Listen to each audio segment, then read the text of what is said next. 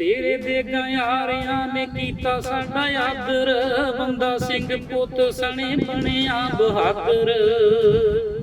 सिंह पा के शहीदियां अडोल, दिल्लीए नी तेनू पुछदा पंजाब, पुछदा पंजाब कुछ बोल, दिल्लीए नी तेनू पुछदा पंजाब। ਤੁਹਾਨੂੰ ਲੱਗਦਾ ਹੈ ਕਿ ਜਿਹੜੀ ਆਉਣ ਵਾਲੀ ਯੰਗ ਜਨਰੇਸ਼ਨ ਮਾਡਰਨ ਯੁੱਗ ਦੀ ਹੈ, ਇੰਨੇ ਗੀਤ ਸੰਗੀਤ ਭੜਕਾਊ ਲੱਚਰਤਾ ਰੌਲਾ ਔਰ ਡੀਜੇ ਪਤਾ ਨਹੀਂ ਕੀ ਕੀ ਕੁਛ ਹੈ, ਕਵੀਸ਼ਰੀ ਇਹਦਾ ਸਾਹਮਣਾ ਕਰ ਪਾਏ? ਜੇ ਅਸੀਂ ਸੁਹਿਰਦਾਂ ਨਾਲ ਇਕਜੁੱਟ ਹੋ ਜਾਵਾਂਗੇ, ਕੋਈ ਵੱਡਾ ਪਲੇਟਫਾਰਮ ਖੜਾ ਕਰ ਦਿਆਂਗੇ ਦੁਨੀਆ 'ਚ, ਲੋਕ ਜੁੜਨਗੇ। ਅਗਰ ਅਸੀਂ ਫੇਲ ਹੋ ਗਏ, ਕੋਈ ਚੰਗਾ ਪਲੇਟਫਾਰਮ ਨਾ ਕਵੀਸ਼ਰੀ ਨੂੰ ਦੇ ਸਕੇ, ਹਕੀਕਤ ਆਪੀ ਲੋਕੀ ਸਵਾਲ ਕਰਿਆ ਕਰਨਗੇ ਕਵੀਸ਼ਰੀ ਦੀ। ਇੰਨਾ ਧੱਕਾ ਗ੍ਰੰਥੀ ਦੇ ਨਾਲ ਪ੍ਰਬੰਧਕ ਕਮੇਟੀਆਂ ਦੂਜੇ ਤੀਜੇ ਲੋਕ ਕਰਦੇ ਆ, ਜਿਹਦੀ ਕਿਤੇ ਨਹੀਂ ਚੱਲਦੀ ਉਹ ਗ੍ਰੰਥੀ ਦਾ ਗੱਲ ਕਰਦਾ। ਮੰਨ ਲਓ ਅੱਜ ਅਮਰਜੀਤ ਸਿੰਘ ਸੋਚਦਾ ਹੈ ਵੀ ਮੇਰੇ ਕੋਲ ਇੱਕ ਅਕੈਡਮੀ ਆ, ਮੈਨੂੰ ਕੋਈ ਜਗ੍ਹਾ ਦੇ ਦਿਓ ਤਾਂ ਕਿ ਮੈਂ ਸਕੂਲੀ ਵਿਦਿਆਰਥੀਆਂ ਨੂੰ ਜਾਂ ਜਿਹੜੇ ਆਉਣ ਵਾਲੇ ਇੱਕ ਦੋ ਅਮਰਜੀਤ ਸਿੰਘ ਤੇ ਪੈਦਾ ਕਰਾਂ, ਮੈਂ ਆਉਣ ਵਾਲੇ ਸਮੇਂ 'ਚ ਦੋ ਬੈਂਕੇ ਹੀ ਪੈਦਾ ਕਰ ਜਾਂ। ਕੋਈ ਯੋਗੀ, ਹੁਣ ਯੋਗੀ ਦੀ ਇੱਕ ਪੂਰੀ ਵੱਡੀ ਫੈਮਿਲੀ ਹੈ ਔਰ ਯੋਗੀ ਜੀ ਇਸ ਸੰਸਾਰ ਤੋਂ ਜਾ ਚੁੱਕੇ ਨੇ ਔਰ ਉਹਨਾਂ ਦੇ ਪਰਿਵਾਰ ਨੇ ਕਵੀਸ਼ਰੀ ਦੀ ਵਿਰਾਸਤ ਨੂੰ ਇੰਨਾ ਚਿਰ ਸੰਭਾਲਿਆ ਤੇ ਆਉਣ ਵਾਲੇ ਸਮੇਂ 'ਚ ਉਹਨਾਂ ਦੇ ਵਾਰਸ ਗਾਇਕੀ ਵੱਲ ਨੂੰ ਤੁਰ ਗਏ ਜੀ। ਮਸਲਾ ਇਸ ਗੱਲ ਦਾ ਹੈ ਵੀ ਉਹ ਕਵੀਸ਼ਰੀ ਨੂੰ ਕਿਉਂ ਨਹੀਂ ਸੰਭਾਲ ਰਿਹਾ ਜਿਹਦਾ ਸਾਰੀ ਉਮਰ ਦਿੱਤਾ ਖਤਰਾ। ਅਸਲ ਦੇ ਵਿੱਚ ਗ੍ਰੰਥੀ ਦੇ ਬੱਚੇ ਗ੍ਰੰਥੀ ਨਹੀਂ ਬਣ ਰਹੇ, ਢਾਡੀਆਂ ਦੇ ਬੱਚੇ ਢਾਡੀ ਨਹੀਂ ਬਣ ਰਹੇ, ਕਵੀਸ਼ਰਾਂ ਦੇ ਬੱਚੇ ਕਵੀਸ਼ਰ ਨਹੀਂ ਬਣ ਰਹੇ। ਭਵਿੱਖ ਕਿਵੇਂ ਵੇਖਦੇ ਹੋ? ਕਿਉਂਕਿ 21ਵੀਂ ਸਦੀ ਹੈ, ਮਾਡਰਨ ਯੁੱਗ ਹੈ, ਹਾਈਟੈਕ ਹੋ ਗਿਆ ਸਾਰੀਆਂ ਚੀਜ਼ਾਂ, ਸਟੂਡੀਓਜ਼ ਆ ਗਏ, ਸੋਸ਼ਲ ਮੀਡੀਆ ਹੈ, ਕੋਸਟਲੀ ਬਹੁਤ ਹੋ ਗਿਆ ਸਾਰਾ ਕੁਝ। ਔਰ ਸਭ ਤੋਂ ਵੱਡੀ ਗੱਲ ਕਹਾਂ ਕਿ ਪੰਜਾਬੀ ਸੱਭਿਆਚਾਰ ਦੇ ਨਾਂ 'ਤੇ, ਪੰਜਾਬੀ ਮਾਂ ਬੋਲੀ ਦੀ ਸੇਵਾ ਦੇ ਨਾਂ 'ਤੇ ਜਿਹੜਾ ਅਤਿਆਚਾਰ ਪੰਜਾਬ ਦੇ ਕੰਨਾਂ ਨੂੰ ਸੁਣਨ ਨੂੰ ਮਿਲਿਆ ਔਰ ਜਿਹੜੀ ਘਟੀਆ ਸ਼ਬਦਾਵਲੀ ਪੰਜਾਬ ਦੇ ਬੱਚਿਆਂ ਦੇ ਕੰਨਾਂ ਤੱਕ, ਸੁਰਤ ਤੱਕ ਪਹੁੰਚੀ, ਉਹਨੇ ਇੰਨਾ ਕੁ ਨਰਕ ਘੋਲ ਦਿੱਤਾ। ਉਹਦੇ ਮੁਕਾਬਲੇ ਦੇ ਉੱਤੇ ਕਵੀਸ਼ਰੀ ਦਾ ਭਵਿੱਖ ਕਿਵੇਂ ਦੇਖ? ਮੀਡੀਏ ਨੇ ਇਗਨੋਰ ਕੀਤਾ ਕਵੀਸ਼ਰੀ ਕਲਾ ਨੂੰ। ਦੂਜੀ ਗੱਲ, ਮੈਨੂੰ ਇਹ ਵੀ ਲੱਗਦਾ ਵੀ ਸਾਡੇ ਵੀ ਹੱਡਾਂ 'ਚ ਕੋਈ ਬਹੁਤੀ ਸੱਤਿਆ ਨਹੀਂ, ਅਸੀਂ ਵੀ ਆਪਣੀ ਕਲਾ ਨੂੰ ਪ੍ਰਮੋਟ ਹੀ ਨਹੀਂ ਕੀਤਾ। ਜਿਵੇਂ ਅੱਜ ਕਲਾਕਾਰ ਵੀ ਦੋ ਤਰ੍ਹਾਂ ਦੇ, ਘਰਿੰਦਰ ਸਿੰਘ ਸਭਰਾ ਦੀ ਗੱਲ ਕਰ ਲਓ, ਉਹ ਸੱਚਾਈ ਦੀ ਗੱਲ ਕਰਦਾ, ਇਮਾਨਦਾਰੀ ਦੀ ਗੱਲ ਕਰਦਾ, ਲੋਕਾਂ ਦੀ ਗੱਲ ਕਰਦਾ, ਪੰਜਾਬ ਦੀ ਮਿੱਟੀ ਦਾ ਮੋਹ ਉਹਦੇ ਸ਼ਬਦਾਂ ਦੇ ਵਿੱਚ। ਤੇ ਦੂਜੇ ਪਾਸੇ ਇੱਕ ਵੱਡੀ ਗਿਣਤੀ ਉਹਨਾਂ ਦੀ ਵੀ ਆ ਜਿਨ੍ਹਾਂ ਨੂੰ ਸੁਣਨ ਲੱਗਿਆ ਬੰਦੇ ਨੂੰ ਕੰਨਾਂ 'ਚ ਉਂਗਲਾਂ ਲੈਣੀਆਂ ਪਈਆਂ। ਆਉਣ ਵਾਲੇ ਸਮੇਂ ਦੇ ਵਿੱਚ ਹੁਣ ਤੇ ਬਾਹਰ ਦੀ ਦੌੜ ਲੱਗੀ, ਹਰ ਬੰਦਾ ਨਿਆਣੇ ਬਾਹਰ ਨੂੰ ਧੱਕੀ ਜਾਂਦਾ, ਬਾਹਰ ਨੂੰ ਧੱਕੀ ਜਾਂਦਾ। ਯਾਰ ਮੈਨੂੰ ਨਹੀਂ ਲੱਗਦਾ ਵੀ ਆਉਣ ਵਾਲੇ ਸਮੇਂ ਦੇ ਵਿੱਚ ਇਹ ਅਫਸੋਸ ਵਾਲੀ ਗੱਲ। ਕਲਾ ਬੜੀ ਅਮੀਰ ਸੀ ਪਰ ਇਹਨੂੰ ਸਾਂਭਣ ਵਾਲੇ ਵਾਰਸ ਨਜ਼ਰ ਨਹੀਂ ਆ। 10ਵੇਂ ਪਾਤਸ਼ਾਹ ਨਾ ਹੁੰਦੇ, ਅੱਜ ਕਵੀਸ਼ਰ ਨਾ ਹੁੰਦੇ, ਮੈਂ ਸਾਫ਼ ਗੱਲ ਕਹਿ ਦਿੰਦਾ ਜੇ ਅੱਜ ਕਵੀਸ਼ਰ ਆ ਜਾਂ ਕਵੀਸ਼ਰੀ ਆ, ਇਹ ਸਰਬੰਸਦਾਨੀ ਸਤਿਗੁਰੂ ਧੰਨ ਗੁਰੂ ਗੋਬਿੰਦ ਸਿੰਘ ਮਹਾਰਾਜ ਦੀ।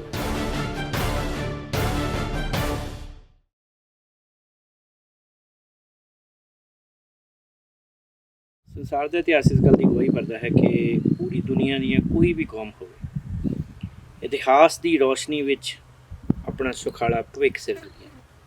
ਇਤਿਹਾਸ ਕਿਸੇ ਵੀ ਕੌਮ ਦੀ ਜਿੰਦ ਜਾਨ ਹੁੰਦਾ, ਪਰ ਜੇ ਉਹ ਸਿਰਫ ਕਿਤਾਬਾਂ ਤੱਕ ਸੀਮਿਤ ਹੋਵੇ ਤਾਂ ਕਿਸੇ ਕੰਮ ਦਾ। ਇਤਿਹਾਸ ਨੂੰ ਪ੍ਰਮੋਟ ਕਰਨ ਵਾਸਤੇ, ਇਤਿਹਾਸ ਨੂੰ ਆਉਣ ਵਾਲੀਆਂ ਨਸਲਾਂ ਤੱਕ ਪਹੁੰਚਾਉਣ ਲਈ ਬਹੁਤ ਸਾਰੇ ਵੱਖ-ਵੱਖ ਤਰੀਕੇ ਜਿਹੜੇ ਆ ਉਹ ਅਪਣਾਏ ਜਾਂਦੇ ਨੇ। ਕਿਤਾਬਾਂ ਲਿਖੀਆਂ ਜਾਂਦੀਆਂ ਨੇ, ਫਿਲਮਾਂ ਬਣਦੀਆਂ ਨੇ ਇਤਿਹਾਸ ਦੇ ਉੱਤੇ, ਡਰਾਮਾਜ਼ ਬਣਦੇ ਨੇ, ਹੋਰ ਬਹੁਤ ਸਾਰੇ। ਆਧੁਨਿਕ ਯੁੱਗ ਵਿੱਚ ਤਾਂ ਬਹੁਤ ਵੱਡੇ ਤਰੀਕੇ ਆ ਗਏ, ਪਰ ਇਤਿਹਾਸ ਨੂੰ ਆਮ ਲੋਕਾਂ ਦੀ ਭਾਸ਼ਾ ਵਿੱਚ ਲੋਕਾਂ ਤੱਕ ਪਹੁੰਚਾਉਣ ਦਾ ਇੱਕ ਬੜਾ ਹੀ ਸੁਖਾਲਾ ਤੇ ਵਧੀਆ ਮਾਧਿਅਮ ਸੀ ਕਵੀਸ਼ਰੀ। ਪੰਜਾਬ ਦੀ ਲੋਕ ਵਿਰਾਸਤ ਹੈ ਔਰ ਸਦੀਆਂ ਤੋਂ ਪੰਜਾਬ ਦੀ ਧਰਤੀ 'ਤੇ, ਕਿਉਂਕਿ ਬਹੁਤੇ ਪੜ੍ਹੇ ਲਿਖੇ ਲੋਕ ਨਹੀਂ ਸੀਗੇ, ਇਸ ਕਰਕੇ ਉਹਨਾਂ ਤੱਕ ਵੀ ਇਤਿਹਾਸ ਦੀਆਂ ਬਹੁਤ ਸਾਰੀਆਂ ਗੁੰਝਲਦਾਰ ਬਰੀਕ ਗੱਲਾਂ ਨੂੰ ਵੀ ਸੁਖਾਲਾ ਕਰਕੇ ਪੰਜਾਬ ਦੇ ਕਵੀਸ਼ਰ ਲੋਕਾਂ ਤੱਕ ਪਹੁੰਚਾਉਂਦੇ ਸੀ। ਇਸ ਕਰਕੇ ਸਦੀਆਂ ਤੋਂ ਕਵੀਸ਼ਰੀ ਪੰਜਾਬ ਦਾ ਬਹੁਤ ਵੱਡੀ ਵਿਰਾਸਤ ਆਪਣੇ ਆਪ ਵਿੱਚ ਸਮੋਈ ਬੈਠੀ ਹੈ। ਅਤੇ ਮੇਰੇ ਨਾਲ ਨੇ ਅੱਜ ਦੇ ਯੁੱਗ ਦੇ ਬੜੇ ਮਹਾਨ ਕਵੀਸ਼ਰ ਜਿਨ੍ਹਾਂ ਦਾ ਪੂਰੀ ਦੁਨੀਆ ਦੇ ਵਿੱਚ ਕਵੀਸ਼ਰੀ ਜਗਤ ਦੇ ਵਿੱਚ ਇੱਕ ਨਾਂ ਹੈ, ਵੀਰ ਅਮਰਜੀਤ ਸਿੰਘ ਜੀ ਸੁਭਰਾ। ਜੀ ਵਾਹਿਗੁਰੂ ਜੀ ਕਾ ਖਾਲਸਾ, ਵਾਹਿਗੁਰੂ ਜੀ ਕਾ ਖਾਲਸਾ, ਵਾਹਿਗੁਰੂ ਜੀ ਕੀ ਫਤਿਹ। ਵੈਸੇ ਤਾਂ ਸੁਭਰਾ ਸ਼ਬਦ ਦੇ ਪਾਣੀ ਵਿੱਚ ਵੀ ਕਵੀਸ਼ਰੀ ਹੈ। ਅਸੀਂ ਅਕਸਰ ਕਈ ਵਾਰੀ ਹਾਸੇ ਨਾਲ ਮੈਂ ਸਟੇਜ ਤੋਂ ਵੀ ਕਹਿ ਦਿੰਦਾ ਇਹ ਗੱਲ, ਬਈ ਕੋਈ ਕਵੀਸ਼ਰੀ ਦੀ ਲੋੜ ਪੈ ਜੇ ਤੇ ਕਵੀਸ਼ਰ ਨਾ ਹੋਵੇ ਤੇ ਸੁਭਰਾਵਾਂ ਦੇ ਕਿਸੇ ਬੰਦੇ ਨੂੰ ਵੀ ਫੜ ਕੇ ਕਹਿ ਦੋ ਨਾ ਯਾਰ ਤੂੰ ਕਰ ਗਾ ਦੇ, ਤੇ ਮੈਨੂੰ ਲੱਗਦਾ ਵੀ ਉਹ ਕਵੀਸ਼ਰੀ ਕਰ ਸਕਦਾ। ਪਰ ਉਹ ਕਵੀਸ਼ਰੀ ਦੀ ਜਿਹੜੀ ਬੀਜ ਇਸ ਸੁਭਰਾਵਾਂ ਦੀ ਧਰਤੀ ਤੇ ਪਾਇਆ ਸੀ, ਉਹ ਵੀਰ ਅਮਰਜੀਤ ਸਿੰਘ ਸੁਭਰਾ ਦੇ ਸਤਿਕਾਰਯੋਗ ਪਿਤਾ ਜੀ ਸਵਰਗਵਾਸੀ ਗਿਆਨੀ ਜਰਨੈਲ ਸਿੰਘ ਜੀ ਸੁਭਰਾ ਕਵੀਸ਼ਰ, ਜਿਨ੍ਹਾਂ ਦੇ ਨਾਂ ਤੇ ਬਹੁਤੀ ਵਾਰੀ ਸਾਡੇ ਪਿੰਡ ਦਾ ਨਾਂ ਸੁਭਰਾਵਾਂ ਗਿਆਨੀ ਜਰਨੈਲ ਸਿੰਘ ਜੀ ਦਾ ਕਰਕੇ ਯਾਦ ਕੀਤਾ ਜਾਂਦਾ ਹੈ।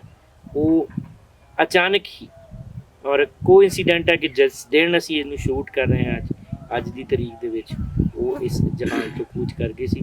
ਪਰ ਮੈਨੂੰ ਨਹੀਂ ਲੱਗਦਾ ਉਹ ਇਸ ਜਹਾਨ ਤੋਂ ਗਏ, ਕਿਉਂਕਿ ਅੱਜ ਵੀ ਜਦੋਂ ਟੇਪਾਂ ਵੱਜਦੀਆਂ ਨੇ ਡੈਕਾਂ ਦੇ ਉੱਤੇ ਪਿੰਡ ਦੇ ਗੁਰਦੁਆਰਾਂ ਦੇ ਵਿੱਚੋਂ ਕਿਤੇ ਤੁਰਿਆ ਜਾਂਦੇ ਆ, ਜਦੋਂ ਉਹਨਾਂ ਦੀ ਆਵਾਜ਼ ਕੰਨੀ ਪੈਂਦੀ ਹੈ, ਤੇ ਮੈਨੂੰ ਲੱਗਦਾ ਹੈ ਕਿ ਉਹ ਜੋ ਵਿਰਾਸਤ ਅਮਰਜੀਤ ਸਿੰਘ ਇਸ ਸੰਸਾਰ 'ਤੇ ਦੇ ਕੇ ਗਏ ਨੇ, ਤੇ ਉਹ ਇਸ ਦੁਨੀਆ ਤੋਂ ਗਏ ਨਹੀਂ, ਕਿਉਂਕਿ ਉਹਨਾਂ ਦੀ ਆਵਾਜ਼ ਤਾਂ ਅੱਜ ਵੀ ਅਸੀਂ ਵੱਖ-ਵੱਖ ਪ੍ਰਸੰਗਾਂ ਦੇ ਸੈਂਕੜੇ ਕੈਸਟਾਂ ਦੇ ਰੂਪ ਵਿੱਚ ਜੋ ਸਾਨੂੰ ਉਹਨਾਂ ਨੇ ਖਜ਼ਾਨਾ ਦਿੱਤਾ ਇਤਿਹਾਸ ਦਾ, ਉਹਦੇ ਰੂਪ 'ਚ ਅਸੀਂ ਸੁਣਦੇ ਹਾਂ। ਸੋ ਵੀਰ ਅਮਰਜੀਤ ਸਿੰਘ, ਇਹ ਗੱਲ ਤੇ ਕਲੀਅਰ ਜੀ ਹੈ ਕਿ ਕਵੀਸ਼ਰੀ ਜਿਹੜੀ ਹੈ ਉਹ ਵਿਰਾਸਤ 'ਚੋਂ ਮਿਲੀ ਸੀ ਜੀ। ਪਰ ਕਦੋਂ ਸਫ਼ਰ ਸ਼ੁਰੂ ਹੋਇਆ? 1999 ਦੇ ਵਿੱਚ ਮੈਂ ਪਹਿਲੀ ਵਾਰ ਜਥਾ ਬਣਾ ਕੇ ਜੀ ਸਿੱਖ ਸਟੇਜਾਂ ਤੇ ਖਲੋਤਾ ਸਾਂ ਜੀ। ਉਦੋਂ ਮਗਰੋਂ ਵਾਹਿਗੁਰੂ ਦੀ ਕਿਰਪਾ ਦੇ ਨਾਲ ਜਿਵੇਂ ਜਿਵੇਂ ਅੱਗੇ ਗਏ, ਹੂੰ ਗੁਰੂ ਪਾਤਸ਼ਾਹ ਦੀ ਕਿਰਪਾ ਦਾ ਸਦਕਾ ਸੰਗਤ ਨੂੰ ਬਹੁਤ ਵੱਡਾ ਮਾਣ ਬਖਸ਼ਿਆ। ਜੀ ਪਿਆਰ ਕਰਦੇ ਆ ਲੋਕ, ਜੀ। ਪਰ ਚਾਹੁੰਦੇ ਆ ਵੀ ਸਾਡੇ ਸਾਹਮਣੇ ਇਹ ਆਪਣੀ ਕਲਾ ਰੱਖਦੇ ਰਹਿਣ ਤੇ ਅਮਰਜੀਤ ਸਿੰਘ, ਕਿਉਂਕਿ ਵਿਰਾਸਤ 'ਚ ਮਿਲੀ ਹੈ, ਤੇ ਮੈਂ ਇਸ ਲਈ ਇੱਕ ਦੋ ਸਵਾਲ ਪਰਸਨਲ ਵੀ ਜ਼ਰੂਰ ਕਿ ਗਿਆਨੀ ਜਰਨੈਲ ਸਿੰਘ ਓਬੀਅਸਲੀ ਇਕਲੌਤਾ ਮੁੰਡਾ ਹੈ ਜੀ। ਭਾਵੇਂ ਕਿ ਆਪਣੇ ਸਿੱਖ ਸਿਸਟਮ 'ਚ ਬਹੁਤੀ ਵਾਰੀ ਇਹ ਹੁੰਦਾ ਕਿ ਪ੍ਰਚਾਰਕ ਦਾ ਮੁੰਡਾ ਪ੍ਰਚਾਰਕ ਨਹੀਂ ਬਣਦਾ, ਕੀਰਤਨੀਆਂ ਨਹੀਂ ਚਾਹੁੰਦਾ ਹੁੰਦਾ ਕਿ ਮੇਰਾ ਨਿਆਣਾ ਕੀਰਤਨੀਆ ਬਣੇ। ਅੱਜ ਕੱਲ੍ਹ ਤਾਂ ਇੱਕ ਕੀਰਤਨੀਏ ਨੇ ਬਹੁਤ ਵੱਡੇ ਪੱਧਰ ਦੇ ਉੱਤੇ ਖਲਬਲੀ ਮਚਾਈ ਪਈ ਹੈ ਕਿ ਕੋਈ ਆਪਦੇ ਨਿਆਣੇ ਨੂੰ ਕੀਰਤਨੀਆ ਨਾ ਬਣਾਏ। ਪਰ ਮੈਂ ਜਿੱਦਾਂ ਗਿਆਨੀ ਜਰਨੈਲ ਸਿੰਘ ਜੀ ਨੂੰ ਜਾਣਦਾ ਜਾਂ ਮੈਂ ਉਹਨਾਂ ਦੀ ਸੰਗਤ ਮਾਣੀ, ਉਹਨਾਂ ਦੀ ਰੀਝ ਸੀਗੀ ਕਿ ਮੇਰਾ ਪੁੱਤ ਭਾਵੇਂ ਇਕਲੌਤਾ ਪੁੱਤ ਹੈ ਤੇ ਵਾਈ ਵੀ ਚੰਗੀ ਹੈ, ਸਾਰਾ ਕੁਝ ਘਰ ਪਰਿਵਾਰ ਮਹਾਰਾਜ ਦੀ ਬਖਸ਼ਿਸ਼ ਹੈ, ਤੇ ਇਹ ਕਵੀਸ਼ਰ ਬਣੇ, ਇਹ ਉਹਨਾਂ ਦੀ ਰੀਝ ਸੀਗੀ। ਤੇ ਕਿੱਦਾਂ ਵੇਖਦੇ ਹੋ ਉਹਨਾਂ ਨੇ ਕਿਵੇਂ ਸਪੋਰਟ ਕੀਤਾ ਤੁਹਾਨੂੰ? ਅਸਲ ਦੇ ਵਿੱਚ ਉਹਨਾਂ ਦਾ ਬੜਾ ਵੱਡਾ ਨਾਂ ਸੀ, ਤੇ ਨਾਂ ਵਾਲਾ ਮਨੁੱਖ, ਕਲਾਵਾਨ ਬੰਦਾ, ਬੜਾ ਵੱਡਾ ਗਿਆਨ ਦਾ ਖਜ਼ਾਨਾ ਇਕੱਠਾ ਕਰਕੇ ਰੱਖਦਾ। ਬਿਲਕੁਲ ਬਿਲਕੁਲ। ਕਲਾਵਾਨ ਬੰਦੇ ਦੀ ਕਲਾ ਹੀ ਉਹਦੀ ਪੂੰਜੀ ਆ। ਪਰ ਜਿਵੇਂ ਜ਼ਮੀਨ ਵਾਲਾ ਬੰਦਾ ਜਾਂ ਦੁਕਾਨਦਾਰ ਜਾਂ ਵਪਾਰੀ ਚਾਹੁੰਦਾ ਵੀ ਮੇਰਾ ਪੁੱਤ ਮੇਰੀ ਦੁਕਾਨ ਨੂੰ ਚਲਾਏ ਜਾਂ ਵਪਾਰ ਨੂੰ ਚਲਾਏ ਜਾਂ ਜ਼ਮੀਨ ਨੂੰ ਸਾਂਭੇ, ਬਿਲਕੁਲ ਕਲਾਵਾਨ ਬੰਦੇ ਦੀ ਰੀਝ ਹੁੰਦੀ ਹੈ। ਬਿਲਕੁਲ। ਮੇਰੇ ਫਾਦਰ ਸਾਹਿਬ ਸਰਦਾਰ ਜਰਨੈਲ ਸਿੰਘ ਜੀ ਸੁਭਰਾ, ਉਹਨਾਂ ਦੀ ਦਿਲੀ ਰੀਝ ਸੀ ਵੀ ਮੈਂ ਕਵੀਸ਼ਰ ਬਣਾ। ਪਰ ਅਫਸੋਸ ਹੈ ਕਿ ਮੈਂ ਜਦੋਂ ਮੈਨੂੰ ਖਿੱਚਦੇ ਰਿਹਾ ਮੈਂ ਨਹੀਂ ਤੁਰਿਆ। ਹਾਂ। ਆਖਰ ਇੱਕ ਸਮਾਂ ਆਇਆ, ਉਹਨਾਂ ਨੇ ਮੇਰੇ ਸੱਜਣਾ ਮਿੱਤਰਾਂ ਨੂੰ, ਜਿਨ੍ਹਾਂ 'ਚ ਸਰਦਾਰ ਪਰਮਪਾਲ ਸਿੰਘ ਤੁਸੀਂ ਵੀ ਸ਼ਾਮਿਲ, ਬਿਲਕੁਲ ਬਿਲਕੁਲ, ਮਾਣ ਹੈ ਮੈਨੂੰ, ਸਾਰਿਆਂ ਨੇ ਪ੍ਰੇਰਿਆ ਔਰ ਵਾਹਿਗੁਰੂ ਨੇ ਕਿਰਪਾ ਕੀਤੀ, ਸੱਚੇ ਪਾਤਸ਼ਾਹ ਨੇ ਇੱਕ ਚੰਗੀ ਦਿਸ਼ਾ ਲੈ ਲਈ। ਜੇ ਨਾ ਲੈਂਦੇ ਤੇ ਸ਼ਾਇਦ ਅੱਜ ਜ਼ਿੰਦਗੀ ਨਾ ਹੁੰਦੀ, ਮਤਲਬ ਜਿਹੋ ਜਿਹੇ ਹਾਲਾਤ ਪਿੰਡਾਂ ਦੇ ਜਾਂ ਆਪਣੇ ਇਲਾਕੇ ਦੇ ਤੁਸੀਂ ਜਾਣਦੇ। ਬਿਲਕੁਲ ਬਿਲਕੁਲ। ਸੋ ਸਤਿਗੁਰੂ ਦੀ ਕਿਰਪਾ, ਮੈਂ ਗੁਰੂ ਦਾ ਸ਼ੁਕਰਾਨਾ ਕਰਦਾ, ਲੋਕਾਂ ਦਾ ਧੰਨਵਾਦ ਕਰਦਾ ਜਿਨ੍ਹਾਂ ਨੇ ਮਨਾਂ ਨੂੰ ਹੀ ਪਿਆਰ ਦਿੱਤਾ। ਅਮਰਜੀਤ ਸਿੰਘ, ਜਦੋਂ ਗਿਆਨੀ ਜੀ ਇਸ ਸੰਸਾਰ ਤੋਂ ਗਏ ਤੇ ਤੁਸੀਂ ਉਦੋਂ ਤੱਕ ਇੱਕ ਸਫਲ ਕਵੀਸ਼ਰ ਵਜੋਂ ਸੰਗਤਾਂ ਦੇ ਰੂਬਰੂ ਸੀ, ਔਰ ਮਾਣ ਮਹਿਸੂਸ ਕਰਦੇ ਹੋ ਕਿ ਉਹਨਾਂ ਨੇ ਜੋ ਉਹਨਾਂ ਦੀ ਰੀਝ ਸੀਗੀ ਕਿ ਮੇਰਾ ਪੁੱਤਰ ਨਿਸ਼ਾਨ, ਵੈਸੇ ਤਾਂ ਹਰ ਕੋਈ ਰੀਤ ਹੈ ਕਿ ਪੁੱਤਰ ਨਿਸ਼ਾਨ ਬਣਦਾ, ਤੇ ਉਹਨਾਂ ਨੂੰ ਇਹ ਰੀਝ ਸੀਗੀ, ਤੁਹਾਨੂੰ ਲੱਗਦਾ ਹੈ ਕਿ ਉਹ ਰੀਝ ਪੂਰੀ ਹੋਈ? ਮੈਂ ਜਿੱਥੋਂ ਤੱਕ ਮੈਂ ਸੋਚਦਾ ਮੈਂ ਜਿੰਨਾ ਕੁ ਉਹਨਾਂ ਨੂੰ ਸਤਾਇਆ ਸੀ ਨਾ, ਔਰ ਮੈਨੂੰ ਸੰਤੁਸ਼ਟੀ ਆ ਵੀ ਉਹਨਾਂ ਨੇ ਆਪਦੇ ਮੂੰਹੋਂ ਮੈਨੂੰ ਗੱਲ ਲਾ ਕੇ ਇਹ ਗੱਲ ਕਹੀ ਵੀ ਜਿੰਨੀ ਕਵੀਸ਼ਰੀ ਤੈਨੂੰ ਆਉਣ ਲੱਗ ਪਈ ਆ, ਮੈਂ ਆਪਦੀ ਉਮਰ ਹੰਢਾ ਕੇ ਨਹੀਂ ਸਿੱਖੀ। ਬਿਲਕੁਲ। ਔਰ ਉਦੋਂ ਉਹਨਾਂ ਦਿਨਾਂ 'ਚ ਮੇਰੀਆਂ ਲਿਖੀਆਂ ਕਵਿਤਾਵਾਂ ਵੀ ਉਹਨਾਂ ਬੋਲੀਆਂ। ਪਹਿਲੀ ਵਾਰੀ ਤਰਨਤਾਰਨ ਸਾਹਿਬ ਦੀ ਸਟੇਜ ਦੀ ਗੱਲ ਹੈ ਜੀ, ਉੱਥੇ ਮੈਂ ਵੈਸੇ ਗਿਆ ਤੇ ਉਹ ਹਾਜ਼ਰੀ ਭਰ ਲਈ ਗਏ ਸੀ ਜੀ। ਨਮਸਕਾਰ ਕੀਤੀ, ਪਰਿਕਰਮਾ 'ਚ ਤੁਰਿਆ ਜਾ ਰਿਹਾ ਸੀ, ਮੇਰੇ ਕੰਨਾਂ 'ਚ ਆਵਾਜ਼ ਪਈ ਉਹਨਾਂ ਦੀ, ਉਹ ਮੇਰੀ ਕਵਿਤਾ ਬੋਲਣ ਡੇ। ਵਾਹ ਜੀ ਵਾਹ। ਔਰ ਮੈਨੂੰ ਪਹਿਲੀ ਵਾਰੀ ਗੁਰੂ ਅਰਜਨ ਦੇਵ ਮਹਾਰਾਜ ਦੇ ਦਰਬਾਰ 'ਚ ਜਾ ਕੇ ਅਹਿਸਾਸ ਹੋਇਆ ਵੀ ਮੇਰੀ ਕਵਿਤਾ ਕੋਈ ਕਾਬਲੀਅਤ ਰੱਖਦੀ ਆ। ਬਿਲਕੁਲ। ਏਡੇ ਵੱਡੇ ਪੱਧਰ ਦਾ ਜਥਾ ਜੇ ਬੋਲਦਾ ਤੇ ਮੈਨੂੰ ਹੋਰ ਲਿਖਣਾ ਚਾਹੀਦਾ। ਬਿਲਕੁਲ।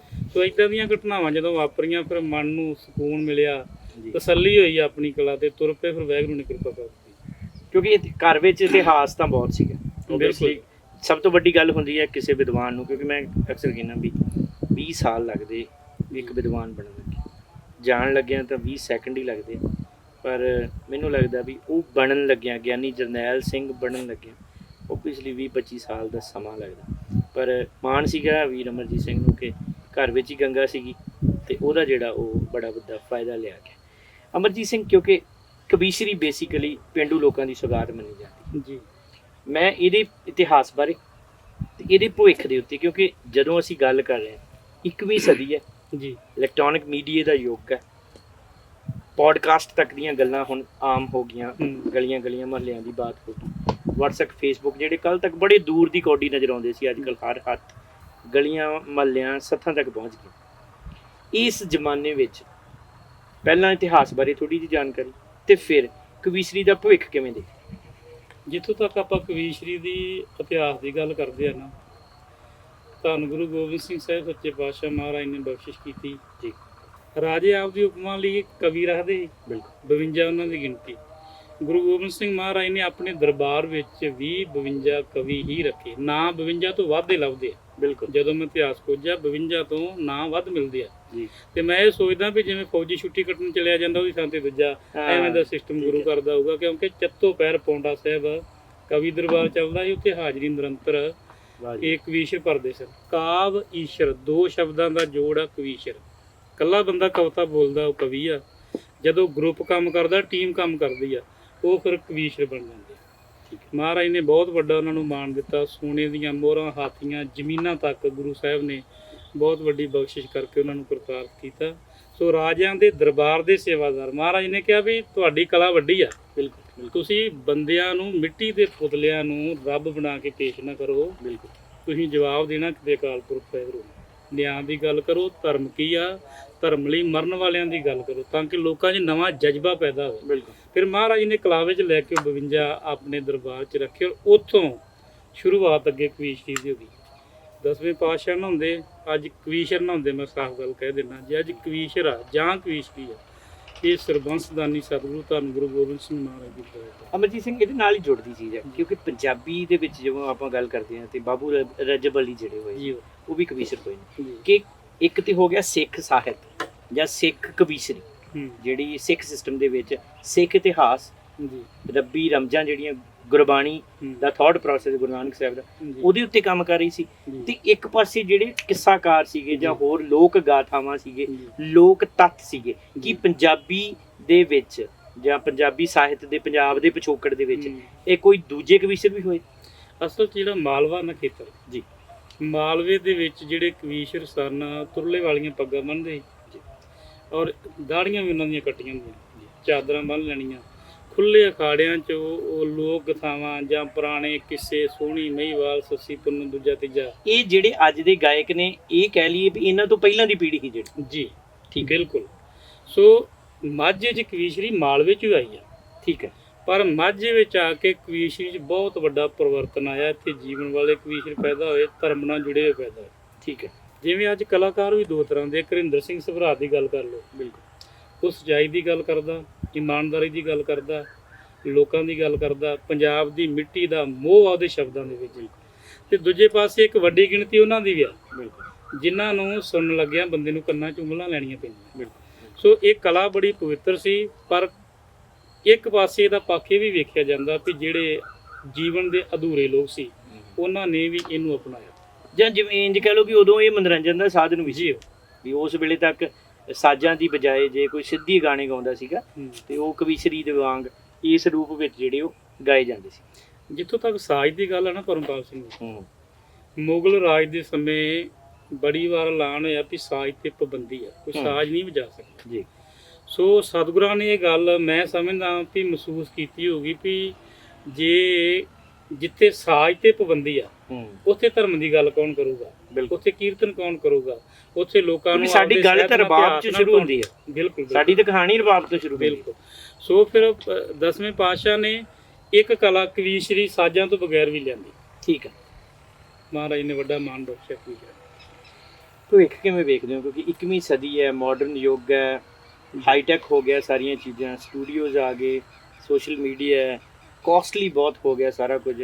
ਔਰ ਸਭ ਤੋਂ ਵੱਡੀ ਗੱਲ ਕਹਾਂ ਕਿ ਪੰਜਾਬੀ ਸੱਭਿਆਚਾਰ ਦੇ ਨਾਂ ਤੇ, ਪੰਜਾਬੀ ਮਾਂ ਬੋਲੀ ਦੀ ਸੇਵਾ ਦੇ ਨਾਂ ਤੇ ਜਿਹੜਾ ਅਤਿਆਚਾਰ ਪੰਜਾਬ ਦੇ ਕੰਨਾਂ ਨੂੰ ਸੁਣਨ ਨੂੰ ਮਿਲਿਆ, ਔਰ ਜਿਹੜੀ ਘਟੀਆ ਸ਼ਬਦਾਵਲੀ ਪੰਜਾਬ ਦੇ ਬੱਚਿਆਂ ਦੇ ਕੰਨਾਂ ਤੱਕ, ਸੁਰਤ ਤੱਕ ਪਹੁੰਚੀ, ਉਹਨੇ ਇੰਨਾ ਕੁ ਨਰਕ ਘੋਲ ਦਿੱਤਾ।